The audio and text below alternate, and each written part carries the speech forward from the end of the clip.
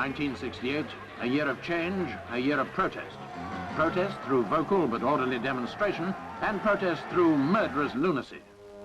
Robert Kennedy, murdered in June, not long after the assassination of Martin Luther King. Man, unable to control the violence of his own world, still seeks to conquer worlds beyond.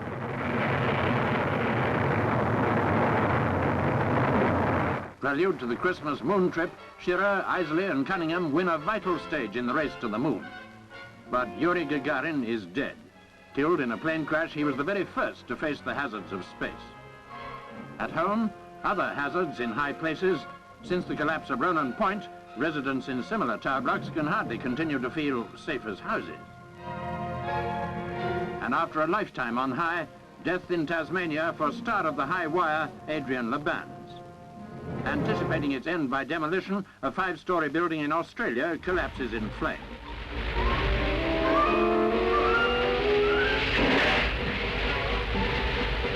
The terrible Glasgow warehouse fire in which more than 20 died. Early in the year, fire at a petrochemical works near Paris, started by a night watchman who admitted a grudge against society. We have a grudge about our weather, but we could do nothing about this. With more than 1,000 square miles underwater, the southeast won't easily forget September and the worst flooding for 15 years.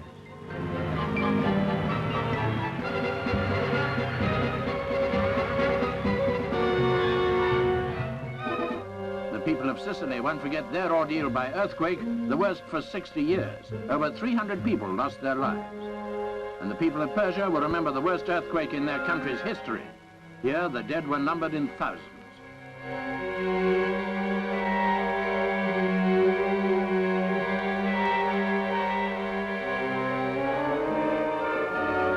In 1968, the RAF celebrated its 50th anniversary.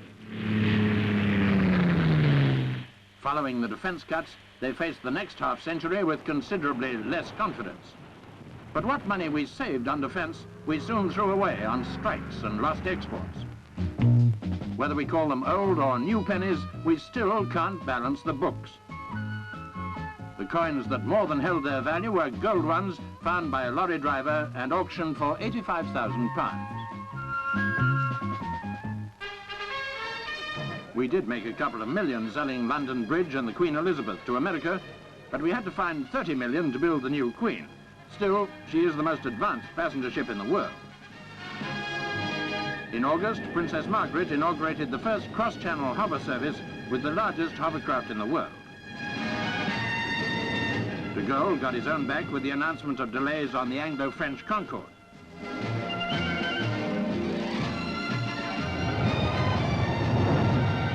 But while Concorde was earthbound, some aviators had their heads in the clouds.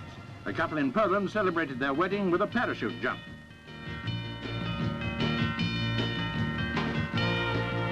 Jackie Kennedy flew off to Scorpius to marry Ari, while Linda Ludgrove stayed at home to be in the swim. Liberal leader Jeremy Thorpe married Caroline Allpass, and that most liberal of blondes, Diana Dawes, chose Alan Lake as husband number 3. And 97-year-old Charlie Brown married his childhood sweetheart. He'd taken 75 years to make up his mind. Pop star Mark Winter nearly didn't marry his Australian bride. He'd just taken off from London in a BOAC Boeing when the plane caught fire. A fine bit of piloting brought the plane down, and 120 passengers and crew lived to tell of their miraculous escape. Not one of the 48 people on board a British Eagle Viscount survived this terrible crash in Bavaria in August. An amateur cameraman captured these pictures of disaster, an Elizabethan freighter crashing at London Airport.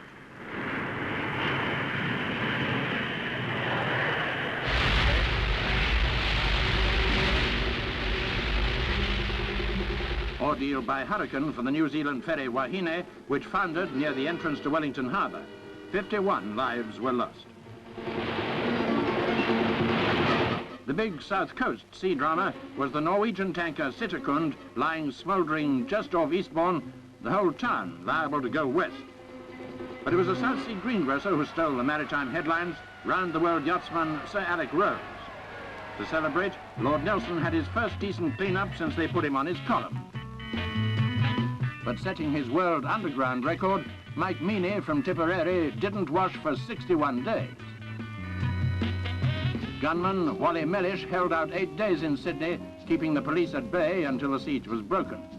The Shropshire gunman, John James, lasted 17 days at Weston under Redcastle before his family grabbed the gun and brought him to his senses.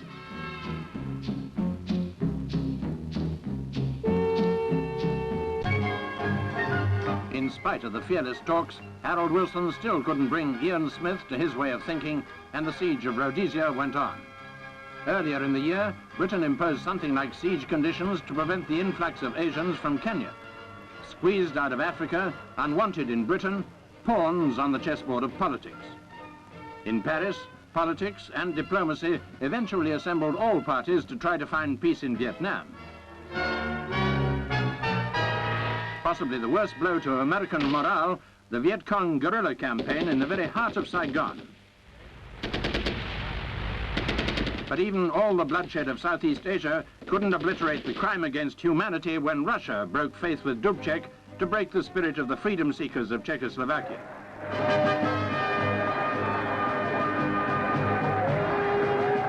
These were the first pictures to be released of the Russian invasion.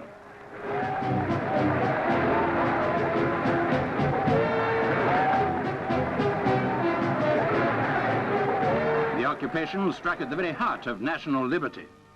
But one heartbeat will sound through history, the miracle of transplant pioneer Dr. Chris Barnard.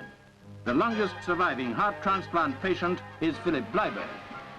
Soon afterwards, the first heart transplant in Britain was performed by a team led by Mr. Donald Ross.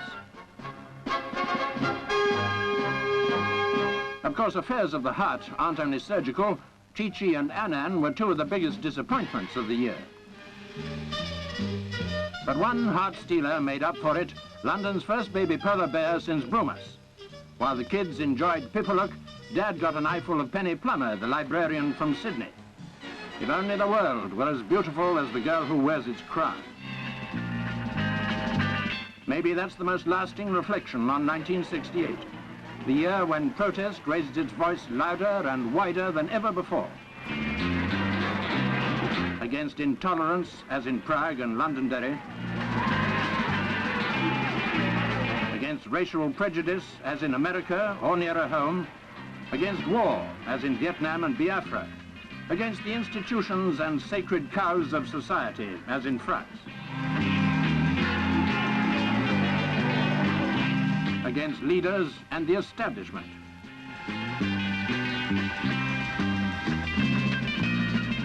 Against authority and rigid, unimaginative regulations.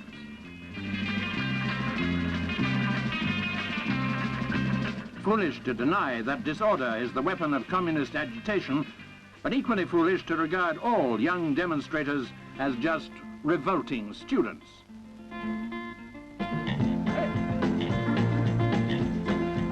Well, I gotta get the world off of my back.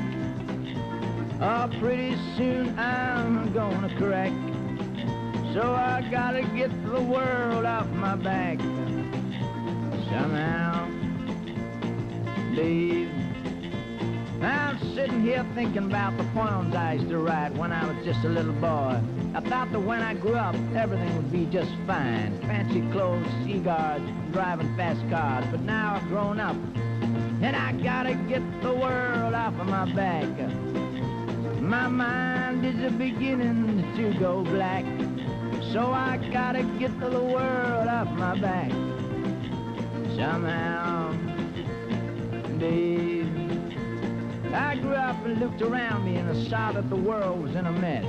Thousands of hungry people, children starving, wars, injustice, and everybody kept picking on me. So I gotta get the world off my back. Oh, pretty soon I'm gonna crack. So I gotta get the world off of my back. Somehow, Dave.